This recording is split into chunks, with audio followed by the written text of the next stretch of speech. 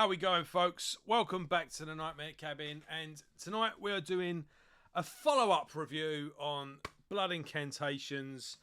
Absolute Elsewhere. I always get that muddled up and I'm confused. Absolute Elsewhere. Yeah, we got it right. Yeah, we did the unboxing the other day, and now I've had a couple of days of listening to it and watching it and reading it. I can give you a proper review. So, where should we start, really? Should we start with the actual album, and then we'll get the album review out of the way, and if you're thinking of buying this still, we can get into the extras afterwards. So I showed everything off. You know what it all looks like. If not, go back a couple of videos ago. If not, if you're really lazy, I'll put it in the description for you, because that's what a nice bloke I am. But yeah, I'll say we went through all the contents of it. So let's get into the album. Funny enough, I messaged two people today. Have you heard the new? Have you checked out the new Blood Incantation album yet? And both of them went, I can't believe you just messaged me. I'm listening to it right now. So yeah, you know. Funnily enough, in the documentary with it, the guy says he wants it where he feels like the album's going to be a direct connection with the audience, and then all the audience are all listening to it, and we're all connected in the band, and we're all connected to each other, and it all goes into a big layer of consciousness. Blah, blah, blah, blah. Yeah, whatever, mate. But yeah, it was just funny. It was just a funny coincidence, really. But yeah, this is gonna be hard to review because it's two songs. It's basically two songs. It's the death metal Tubular Bells, but so it's two songs in three parts. So there's 6 tracks really, but it's two main things. They're all about roughly about 20 minutes each, and they both kind of start. They both go. They come out roaring. They come out, screaming really, and it's all death metal. And then it goes off on one, and one goes all ambient-y and weird, and the other one goes all jazzy and weird, and then we go into this little bit, and then we go into that little bit, and it all comes back round full circle. It's nice and heavy, and then we have like a death metal climax. That's in its most simplest form. Both songs do that, but they both do it in different ways. So we have the Stargate, first of all, and then we have the Message, and both are in 3 tablets. Stargate opens up with... I'll tell you one thing as well. Shall I get into that yet? I'll get into that later. But yeah, it opens with like this right screeching lead over the top of it. It's real heavy and awesome, and then it just goes dum dum dum dum dum dum dum, and then it just goes off on one, and then it sort of comes back full circle. But it's part 2 of Stargate. The guy from Tangerine Dream does a lot of keyboard synthesizer stuff. Now, I don't know that much about Tangerine Dream. I know they're a big deal. I know their place in the synthesizer canon, really, the kind of ambient. They did the soundtrack to Near Dark as well, if I'm correct.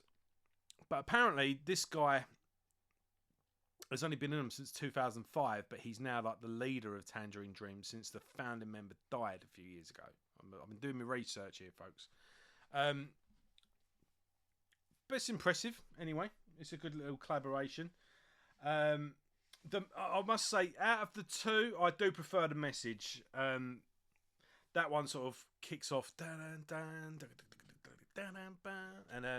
it kind of starts off reminding me a little bit of like a post-hardcore album from the early 2000s. The way it is all structured. I mean, it's only really the drums that kind of put it beyond that. But the way the chords are, it reminded me of a metalcore album, and it settles into this sort of melodic, clean guitar. It's a nice little clean guitar riff, which is sort of backed by a blast beat and just a nice little like a hum of a synthesizer, but it's really good. And I didn't actually hear it. I listened to it in the car a couple of times, but I watched the Blu-ray that you get in this earlier, and the album is on the Blu-ray, and you get like this artwork all expanded but moving. It's pretty cool. And you do hear more detail on that. Not that it's not there. It's just the speakers. Basically the TV sounds better. I listened to it on that as well before doing this review, so it's fresh in my mind, sort of. And yeah. So where was I? So it kicks off all, you know, bam bam bam bam, and then it kicks into this, and it's got this nice synthesizer, and it's all backed up by a drum beat, and then it kind of goes. It goes real heavy for a bit, and with this nice, it goes nice and heavy, and then it goes really, really like sort of chunky and heavy. Then it settles back into that previous, you know, what I mentioned earlier with the drum beats and the synths. But then it goes into this, this nice solo comes back over the top of it the second time around, and it's really beautiful, really like nice sounding. Then it goes into like this pummeling shred fest with like, it's like a real emotional melody going with it. It's really heavy and pummeling, but like this real sort of beautiful melody underneath it all, seeping into it. And it then just goes into this nasty sort of doomy, you know, section. Then we get into tablet 2, and that, you know, goes all keyboardy and weird, and goes into a nice ambient bit. Tablet 2 of The Message, very, very Pink Floyd, and there's a nice little solo in there, and there's a bit of clean vocal, which, yeah, reminds me very much of David Gilmour. I mean, this could have come straight off the Division Bell, and then it goes all nice and acoustic with some jazzy percussion, and then, like I say, full back circle, back into the death metal. Then it goes a bit ambient again with flutes, but then it comes back into this real. The climax is really, really good. It's really pummeling. The solos over the top of it. It kind of builds up to this devastating. And yeah, I don't know, unless I sit here and sing the whole thing, but it's a really cool listen. It's a really cool listen, and it rewards repeated listening as well. So I'll quickly go into the extras, and then I'll get into my conclusion on what I think of the album. So basically, is the album worth getting? Absolutely. If you're into Blood Incantation already, then definitely get this. This is a great addition to the back catalogue. If anything, the band are peaking now, I believe. And if you're new to Blood Incantation, is this the best one to start with? Yeah, I'd say so. Yeah, I think, if anything, the fact that this is 2 songs, 20 minutes each, is actually the band at their most accessible, funnily enough. And this is kind of like an accumulation of everything the band have done so far. So they put out their EP. I can't remember what the EP's called. It's like Saturn. And the ring around Saturn's all just skulls. I can't remember what it's bloody called. But then the first album's called Star Spawn. Then we got History of the Time to Come. Let's go through it. Hold on, because I'm ballsing up here. Have I got this on Metal Archives? Yes, I have. Right, so let's go for the back catalogue. Right, so we got Interdimensional Extinction. That's the EP. Definitely get that. Really cool t-shirt design, and if you get that one on a t-shirt as well, it looks really good. Star Spawn. Right. Then we get we'll worry about live albums later. Hidden History of the Human Race. You definitely need that. Then we get Time Wave Zero. Now this is where the band flips everything, and that EP album, don't know where you want to call it really, was just complete synthesizers. So they completely went the other way, took one little element that was looming there in the sound, and then they just went concentrated it fully. So you've got History of a Hidden Time to Come, whatever it's called. It's very technical, very all over the place. The opening track's 18 minutes long. Then we just go boom, all synthesizery. Yeah, no drums, no guitar, all 4 members playing synthesizer. And everyone freaks out. Even though the band went, don't worry, this was always planned, we're just mapping it out. And then we get back last year, an EP called Luminescent Bridge. Where was I going with this? So, and Luminescent Bridge is just 2 songs, just like we get now, but one is a bit of a death metal that kind of goes off on one and then comes back round full circle like I've described, and then the second one is like an ambient-y instrumental song. You get that EP here. It was on vinyl only, and try getting hold of it for a decent price. It's ridiculous. So I would say, yeah, if you are new to Blood Incantation, all the band have done really so far is just put their ducks in a row and gone, we're capable of this, we're capable of this, and we're also capable of that. Now on this album, they go and just blend it all together to make this. So this is just as good a place to start as any. If anything, yeah, start with this and then work your way back if you are new to Blood Incantation. Right, now let's get into the extras. Is it worth getting this edition of the album? I would say yes, absolutely. Because this is really nice. You've got a nice little coffee table book. There's actually stuff in it that's worth reading as well. Really good article from Ross Dolan from Immolation as well. So all you people that are slamming this band, saying they're for hipsters and they're the most overrated band in the world, when the hipsters are really the ones that are doing all the shouting at the moment. Well, they got Ross Dolan's seal of approval, so but they ain't got yours. There you go. That's that little rant out of the way. Right, so what do you get? You get the Luminescent Bridge EP with this. You get the film on the album on Blu-ray, but also on the Blu-ray you get a pretty in-depth making-of documentary. Depends if you like making-of documentaries or not. You either like them or you don't, and a good one isn't going to win you over. But if you do like them, then this is a good one. There's some real good information in here. There's some good footage of them in the recording studio. Pretty much the whole of the message was done live in one take. You know, cool little details like that. Cool little details to what they added and all the rest of it. And yeah, it's all good stuff. Oh, and also you get the soundtrack to the documentary. So that's All Gates Open. Now, again, the motion picture soundtrack is 4 tracks. And they're all ambient synthesizer music, just like Time Wave Zero. But here's the kicker. This album, this soundtrack is an hour long. So that album that you get as extras is longer than the actual album.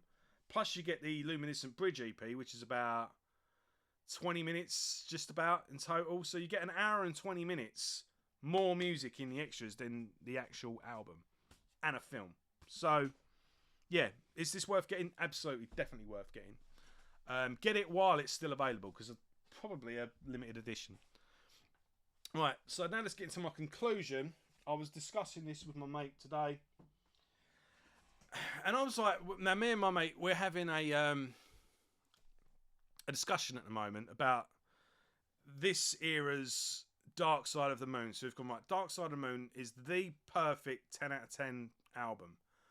What was the Dark Side of the Moon in the 90s? And we've agreed it was OK Computer by Radiohead. And then we've tossed and turned. We've brought up Mastodon. We've brought up a couple of other bands. Another friend chipped in, and he says, actually, I think there's a couple of dance albums. Like, there's a dance group that David Gilmour collaborated with.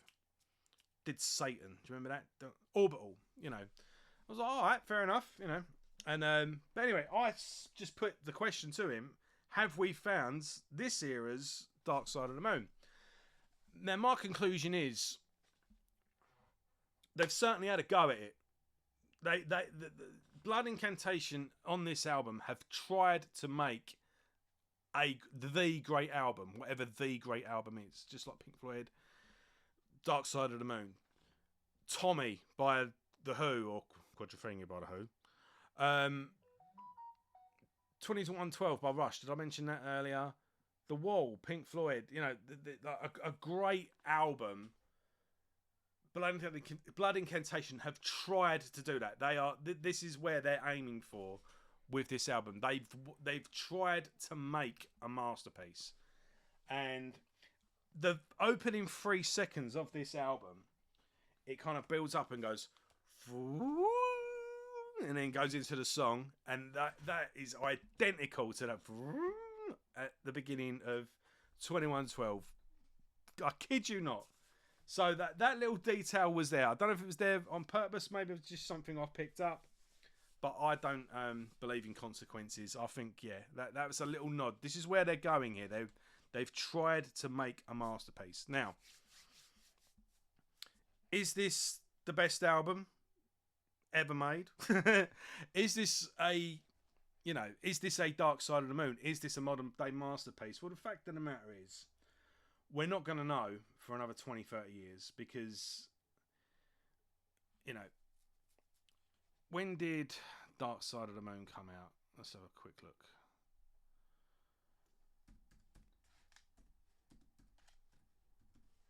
Here we go. When did it come out? 1973. That album was released in 1973. I was born in 1984. I first listened to the album, I think, just taking it out of my dad's CD collection and seeing, the front cover and thinking, what the hell was that? And putting it on. Must have been about 10. I bought my own copy when I was 20. So that's 2004. Here I am talking about it another 20 years. No, 2004. Yeah, roughly. No. Fucking hell. Shit at maths. Anyway. But yeah. People, we will know. Sorry, let's play with this mic a bit. We'll know if this is the classic that's up there with albums like Tommy or 2112 or Dark Side of the Moon. If kids that aren't born yet are buying this in 20 years, that's how we're going to know. You're only going to know by the test of time. But are Blood Incantation overrated? Well, yes, of course they're going to be, because who can live up to the hype that's been put on them at the moment? But that's not them that's doing that. It's the bloody media that have to go to the top shelf all the time with their comparisons and their hyperbole in order to make you read the articles. I don't think anyone's really overreacting. People are just enjoying them. And when you see the documentary, you see that these are genuine guys. They just have, they genuinely love their music, and they generally trying to mix together their influences. They're influenced by Death and Morbid Angel, all the rest of it. But they're just as equally influenced by King Crimson and Yes and Genesis and Tangerine Dream and all the rest of it. They're taking their prog rock, smoking weed, and listening to prog albums with the death metal and just trying to merge the two. And I'd sort of got more respect for that than half these worship bands that are out at the moment that are just regurgitating the same old formula, and they're getting patted on the back for literally sounding like another band. I do think Blood Incantation are genuinely, and from a sincere place, trying to push death metal forward. I do think they're the real article. And yeah, again, no band ever lives up to the hype that they're getting at the moment, but the backlash is a complete overreaction to them. It is. I really do feel that. So, but yeah, I mean, what's one thing as well, in that documentary, all around the studio, anywhere where there's a shelf, basically, they put it on window ledges and everything. They put a classic album, be it Moon something by Camel. Have I got it here? A prog rock band by a band called Camel. I don't know. But like Slayer, Hell Awaits, or a Judas Priest album, or a Maiden album, and then like some weird obscure prog album. All their classic favourite albums are just placed here, there and everywhere. So they're just constantly just seeing them and taking them in and getting in that frame of mind while they're recording. And most of this was done in one take. It's amazing. So, yeah.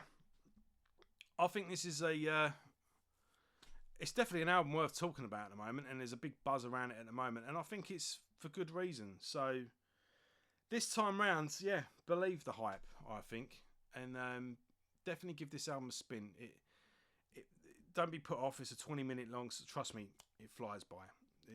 It's only 43 minutes in total, and it's a real effortless listen. You'll get to the end of it going, wow, what the hell was that?